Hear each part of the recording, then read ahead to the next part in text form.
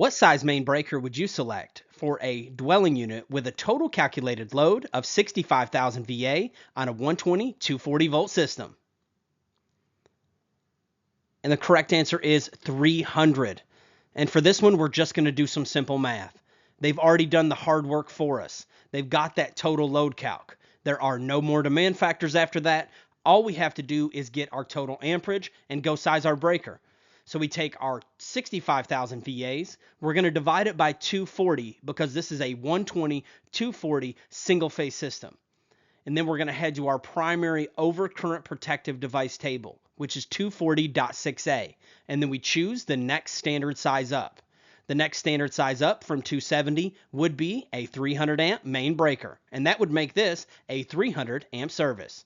I am the Electrical Code Coach, and my bargain is that these videos will add value to you, and you will in turn add value to others. You can head over to electricalexamcoach.com. Let's get to it.